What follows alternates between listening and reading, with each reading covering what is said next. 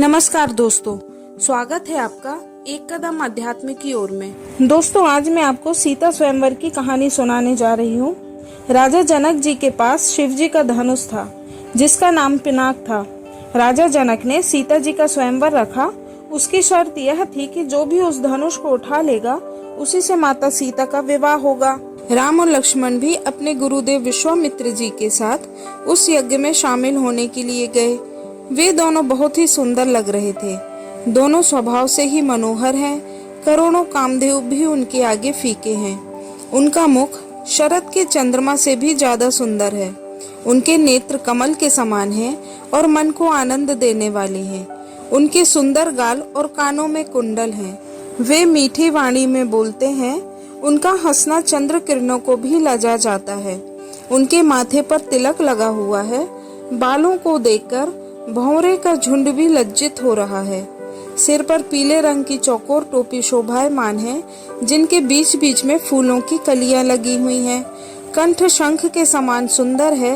माथे पर 3 रेखाएं मानो त्रिलोक की शोभा बढ़ा रही हैं। गले में सुंदर मोतियों की कंठी पहने हुए हैं। हृदय पर तुलसी की माला विराजमान है।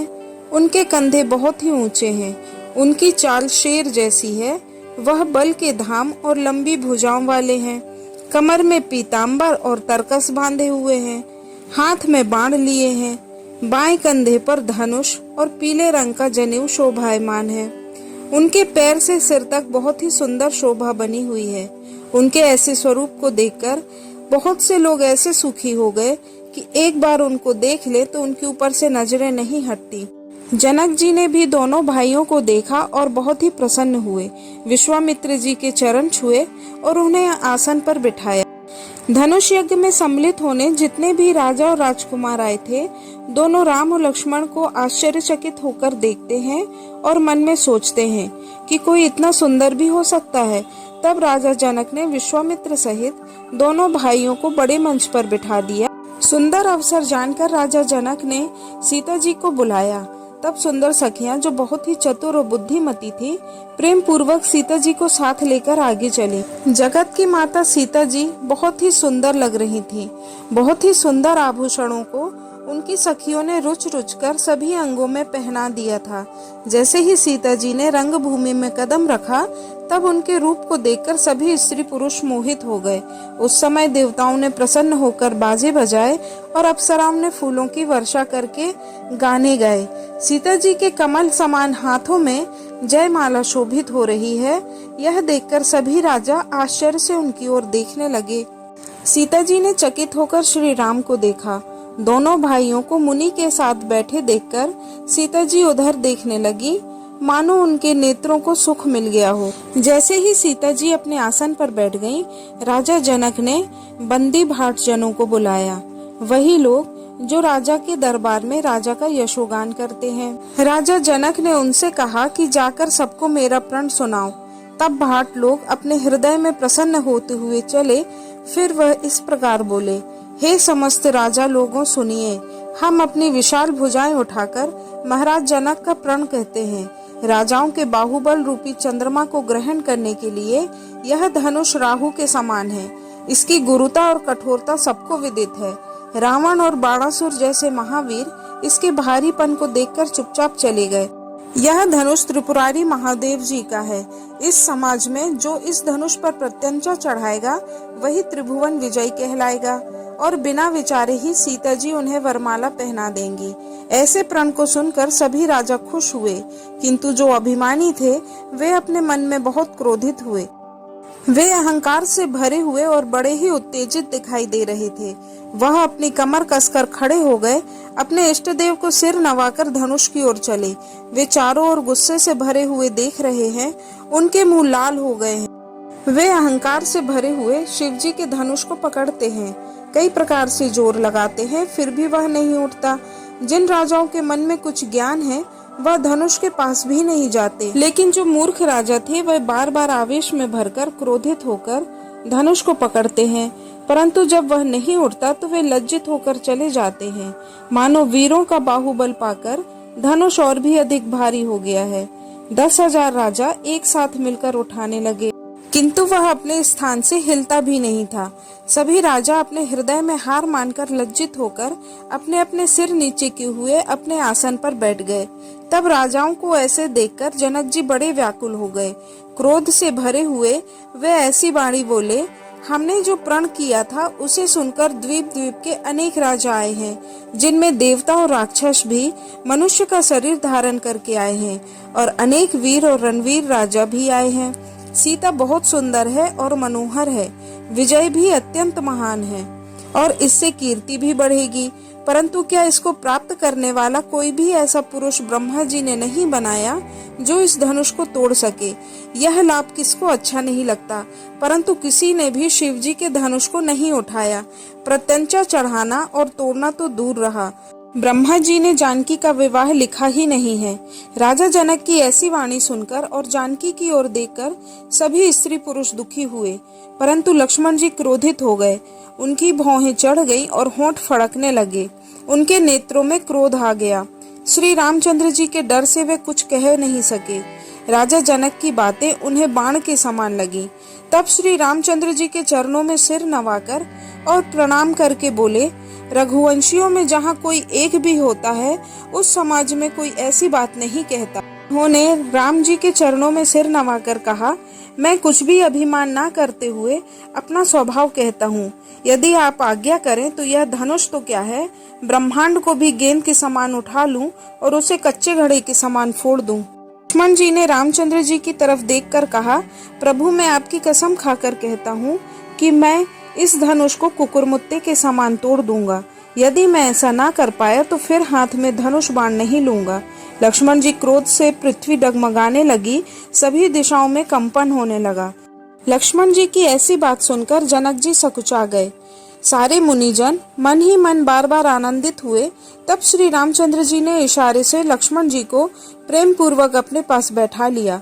तब विश्वामित्र जी ने अच्छा समय जानकर स्नेहपूर्ण वाणी में बोले, हे रामचंद्र अब उठो और शिव धनुष को तोड़ो, राजा जनक के हृदय का संताप दूर करो। तब गुरु की ऐसी आज्ञा सुनकर श्री रामचंद्र जी उनके चरण में सिर नवाकर सहज भाव से उठ गए, जिसे देखकर शेर भी लजा जाए। फिर उन्होंने बाकी ऋषि मुनियों को भी प्रणाम किया, उनसे आज्ञा मांगी।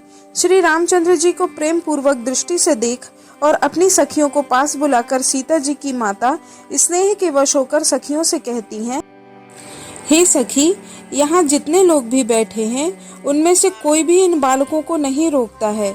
जब रावण और बाणासुर इसे छू नहीं सके, सारे के सारे राजा भी हार मान गए, तो यह धनुष इन राजकुमार से कैसे उठेगा? क्या कभी हंस का बच्चा मंदराचल पर्वत को उठा सकता है? उनकी बात सुनकर उनकी सखी कहती हैं कि हे रानी जी सुनिए, श्री रामचंद्र जी ही इस धनुष को तोड़ेंगे। इधर सीता जी भी श्री रामचंद्र जी की ओर देखकर मन ही मन व्याकुल हो रही हैं। वे अपने मन में सारे देवी देवताओं की वंदना कर रही हैं।